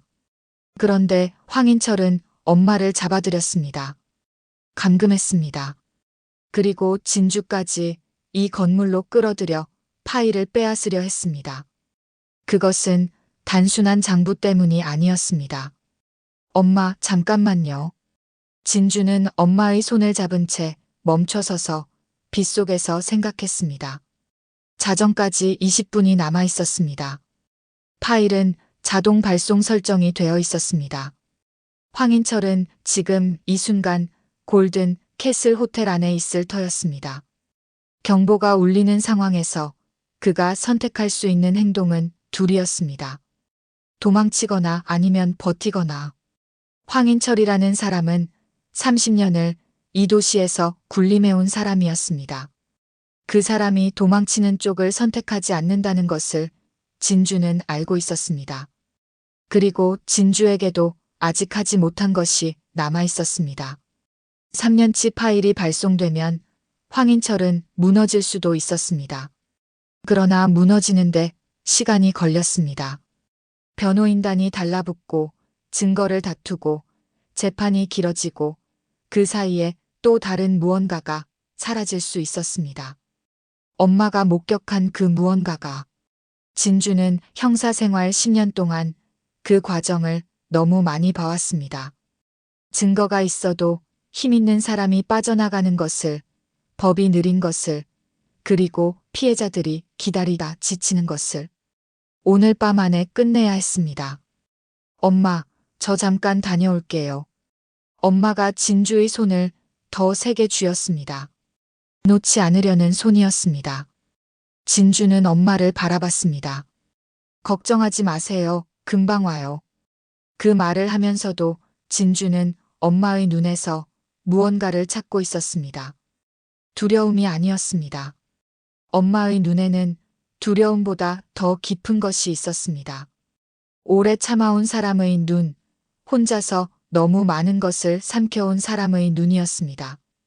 엄마를 호텔 맞은편 편의점 안으로 데려갔습니다. 계산대 직원에게 부탁했습니다. 저분 잠깐 여기 계실 수 있게 해주세요.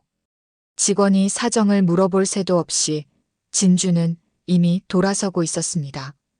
빗속으로 나와 골든 캐슬 호텔 정문을 향해 걸었습니다. 소방차가 도착해 있었고 소방관들이 호텔 직원들과 이야기를 나누고 있었습니다. 실제 화재는 없었으니 곧 경보 해제가 될 터였습니다. 그 혼란을 타서 진주는 정문이 아닌 옆문으로 들어갔습니다. 로비에는 아직 사람들이 술렁이고 있었습니다.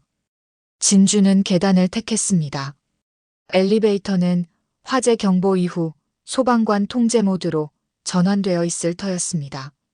12층까지 계단으로 올라갔습니다.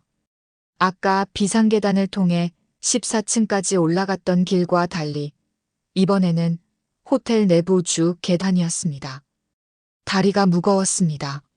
외벽을 타고 오르고 격투를 하고 다시 내려갔다가 올라오는 것이었으니 몸이 한계에 와 있었습니다. 그러나 멈출 수 없었습니다. 12층 문을 열었습니다. 스프링클러는 이미 멈춰 있었습니다.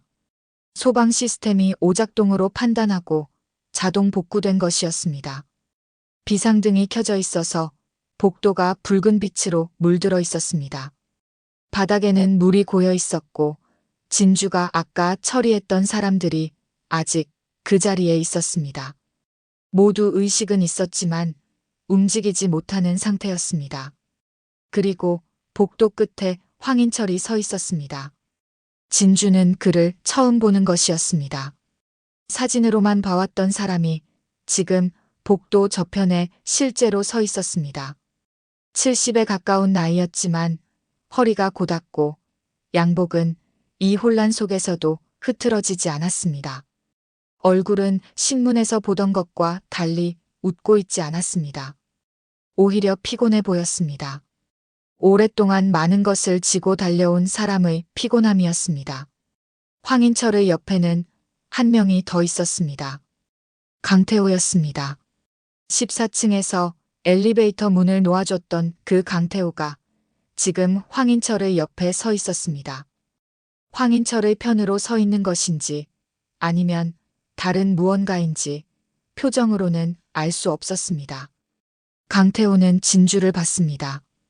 그 눈 안에서 무언가가 요동쳤습니다. 진주는 그것을 읽으려다가 멈추고 황인철을 봤습니다. 황인철이 먼저 말했습니다. 대단한 사람이야. 혼자 여기까지 올라왔어. 목소리가 차분했습니다. 화가 난 것도 두려워하는 것도 아닌 목소리였습니다. 마치 이 상황을 오래전부터 예상하고 있었던 사람처럼. 진주는 대답하지 않았습니다. 걸었습니다. 천천히 황인철을 향해. 황인철이 말을 이었습니다. 파일 얘기는 들었어. 자정까지 취소 안 하면 발송된다고. 근데 있잖아, 박 형사. 그 파일로 나를 무너뜨리려면 시간이 걸려. 길게는 몇 년. 그 사이에 내가 지키려는 것들이 하나씩 사라질 수도 있어. 나는 그걸 할 수 있는 사람이고. 진주는 멈추지 않았습니다. 6m, 5m, 4m. 황인철의 목소리에 처음으로 날이 섰습니다. 박 형사, 나는 진심으로 말하고 있어. 파일 취소하고 어머니 모시고 집에 가. 내가 보내줄게.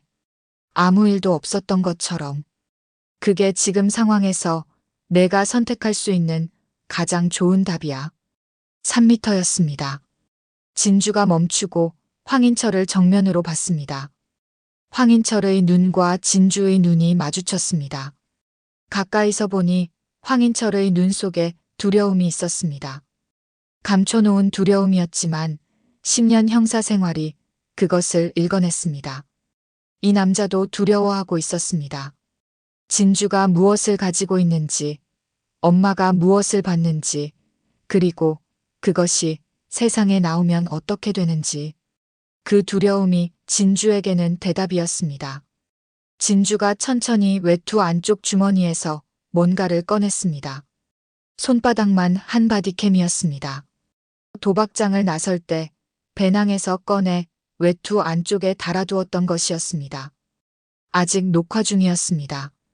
지금 이 순간까지 모든 것이 담겨 있었습니다. 황인철의 얼굴이, 그의 목소리가, 그가 한 말들이 전부. 그리고 진주는 핸드폰을 꺼내 라이브 버튼을 눌렀습니다. 유튜브 라이브 방송이었습니다. 3년 전부터 진주가 황인철 파일과 함께 준비해온 채널이었습니다. 구독자는 없었습니다. 그러나 라이브가 시작되는 순간 링크가 자동으로 12곳에 동시 발송되도록 설정되어 있었습니다. 주요 언론사 제보 메일, 시민단체 계정, 그리고 진주가 3년 동안 신뢰할 수 있다고 판단한 기자 5명의 개인 연락처였습니다. 빨간 불이 켜졌습니다. 라이브 중이었습니다. 황인철이 그것을 봤습니다.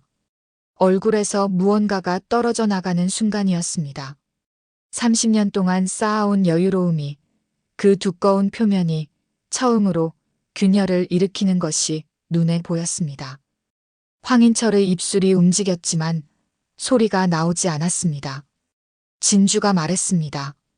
황인철 회장님, 지금 이 방송은 실시간으로 송출되고 있습니다.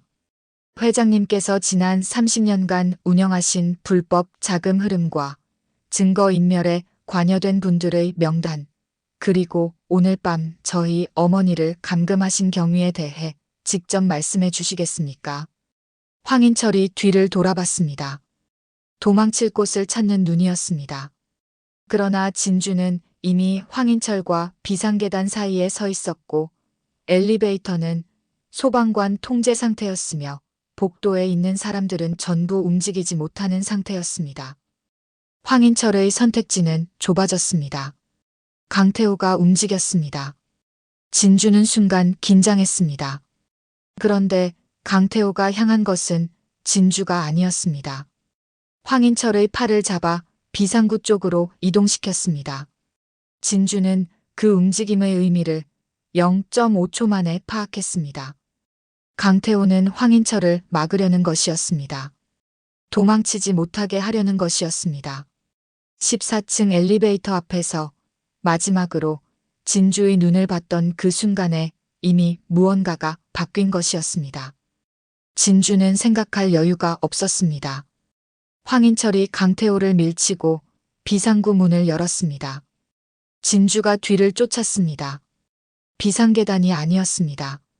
비상구 너머는 12층 외부 테라스였습니다.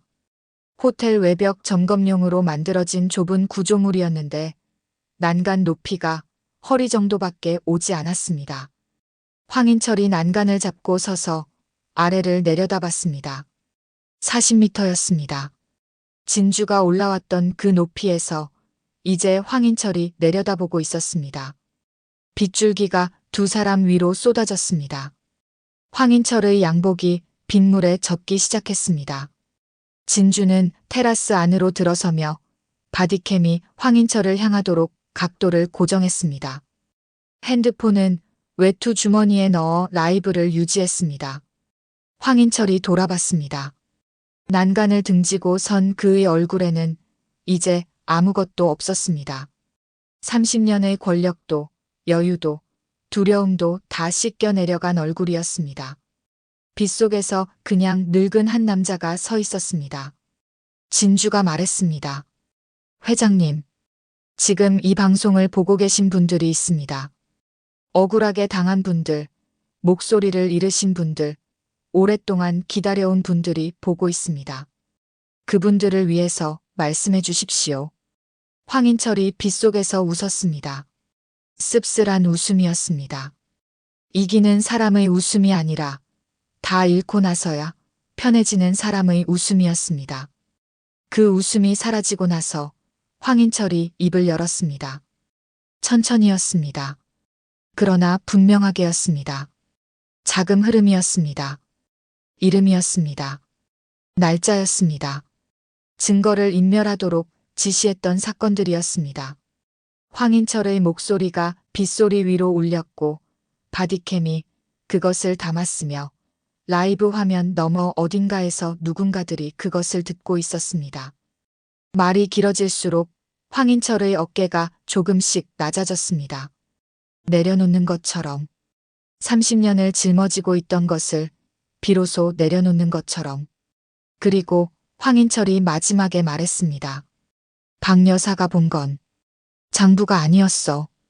그날 서재에 있던 사람들, 거기 적힌 이름들이 문제야. 황인철 하나로 끝나는 일이 아니야. 진주는 그 말을 들으면서 숨을 참았습니다. 엄마가 한 말과 같았습니다. 황 회장 장부만이 아니라는 말과 정확하게 겹쳤습니다. 황인철 너머에 더 있었습니다. 더 높은 곳에, 더 넓은 곳에, 이 도시 하나가 아닌 더 큰 무언가가 있었습니다. 진주는 그것을 느끼면서 바디캠의 각도를 유지했습니다. 지금 이 순간 흔들리면 안 됐습니다. 감정을 나중으로 미루는 것, 그것이 형사 박진주가 10년 동안 훈련해온 것이었습니다. 자정 5분 전이었습니다. 파일 발송이 시작될 시간이 다가오고 있었습니다. 진주는 핸드폰을 꺼내 취소 신호를 입력했습니다. 라이브 방송으로 황인철의 자백이 이미 나간 이상 파일은 다른 방식으로 제출하는 것이 더 효과적이었습니다. 법적 절차를 밟아서 조작 의혹 없이 정식 증거로 강태호가 테라스 안으로 들어섰습니다. 황인철 곁으로 다가가서 그의 팔을 잡았습니다. 이번에는 도망치지 못하게 막는 것이 아니었습니다. 천천히, 조용히 안으로 데리고 들어가는 것이었습니다. 황인철이 저항하지 않았습니다. 강태호의 얼굴에는 아무것도 없었습니다. 감정을 다 소진한 사람의 얼굴이었습니다. 두 사람이 테라스를 나가고 진주 혼자 남았습니다. 빗속에서 혼자였습니다. 40m 아래에서 사이렌 소리가 올라왔습니다. 경찰차였습니다. 라이브 방송을 보고 신고가 들어갔거나 아니면 화재 경보에 연동해서 출동한 것이겠지만 어느 쪽이든 이제 이 건물은 진주 혼자만의 공간이 아니게 될 터였습니다. 진주는 바디캠을 껐습니다. 라이브 버튼을 눌러 방송을 종료했습니다. 그리고 난간 쪽으로 한 발자국 다가가서 아래를 내려다봤습니다. 빗속에서 경광등이 붉고 파랗게 돌아가고 있었습니다. 사람들이 모여들고 있었습니다. 이 도시가 오늘 밤에 일어난 일을 아직 다 모르고 있었지만 내일 아침이 되면 알게 될 것이었습니다. 황인철이 무너지기 시작할 것이었습니다. 그러나 황인철이 마지막에 한 말이 귓속에 남아 있었습니다. 황인철 하나로 끝나는 일이 아니라는 말. 엄마가 서재에서 본 것이 장부가 아니었다는 말. 그 말들이 빗소리 속에서 조용히 그러나 집요하게 울렸습니다. 오늘 밤 진주가 닫은 문 너머에 또 다른 문이 있었습니다. 난간을 손으로 잡았다가 놓았습니다. 몸을 돌려 테라스를 나왔습니다. 12층 복도를 지나 계단을 내려갔습니다.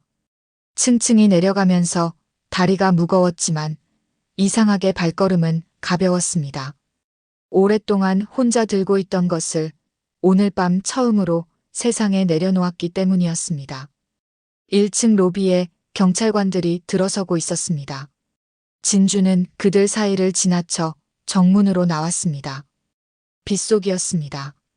맞은편 편의점 불빛이 보였습니다. 유리 너머로 엄마가 보였습니다. 계산대 앞 의자에 앉아서 이쪽을 바라보고 있었습니다. 진주가 나오는 것을 본 순간 엄마가 일어섰습니다. 진주는 빗속을 걸어 편의점으로 들어갔습니다. 엄마 앞에 섰습니다. 두 사람이 마주보며 서 있었습니다. 진주의 머리에서 빗물이 떨어졌고 외투는 흠뻑 젖어 있었으며 광대뼈 아래 얻어맞은 자리가 이제 와서야 욱신거리기 시작했습니다. 엄마가 그 얼굴을 훑어봤습니다.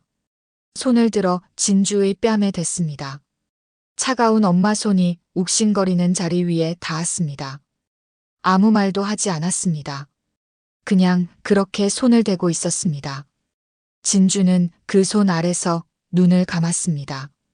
딱 한 번만, 딱 이 순간만 딸로 있어도 되는 시간이었습니다. 형사가 아니어도 되는 시간이었습니다. 차갑고 단단한 것들을 잠깐 내려놓아도 되는 시간이었습니다. 눈물이 날 것 같았지만 나지는 않았습니다. 대신 웃음이 났습니다. 피식하고 새어나온 웃음이었습니다. 엄마가 진주를 봤습니다. 왜 웃냐는 눈이었습니다. 진주가 말했습니다. 엄마, 배고파요. 엄마가 잠깐 멍하니 있다가 말했습니다. 집에 가서 만두마저 빚자. 진주가 고개를 끄덕였습니다. 두 사람이 편의점을 나섰습니다. 엄마를 등에 업으려 했더니 엄마가 손을 내저었습니다. 나 아직 두 발로 걸어. 진주가 그럼 손이라도 잡자고 했고 엄마가 손을 내밀었습니다. 빗속을 걸었습니다. 뒤에서 경광등이 돌아가고 사람들이 오가고 이 도시의 밤이 술렁이고 있었지만 두 사람이 걷는 그 작은 반경 안은 조용했습니다. 엄마 손의 온기가 느껴졌습니다. 아까보다 따뜻해진 손이었습니다. 진주는 그 온기를 손바닥으로 느끼면서 걸었습니다. 그런데 한참을 걷다가 엄마가 낮게 말했습니다. 진주야. 응. 그 서재에서 내가 본 사람 중에 엄마의 목소리가 조금 더 낮아졌습니다. 내가 아는 사람이 있어. 진주의 발이 멈췄습니다. 빗소리가 세상을 가득 채웠습니다. 엄마는 더 말하지 않았습니다. 말을 고르는 것인지 아니면 말해야 할지를 아직 결정하지 못한 것인지 진주는 엄마의 손을 잡은 채 그 자리에 서서 기다렸습니다. 빗줄기가 굵어지고 있었습니다. 두 사람이 서 있는 곳 너머로 이 도시의 불빛들이 빗속에 번지고 있었고 그 불빛들 어딘가에 아직 닫히지 않은 문이 있었습니다. 황인철이 열어젖힌 그 문이 진주를 향해 기다리고 있었습니다. 엄마의 입이 열리려는 순간이었습니다. 끝까지 들어주셔서 진심으로 감사합니다. 구독 누르시고 댓글 한 줄만 남겨주시면 올해 말년운과 재물운, 건강운이 댓글 남기신 분들께 환하게 열릴 거라 믿습니다. 다음 이야기에서 다시 만나요.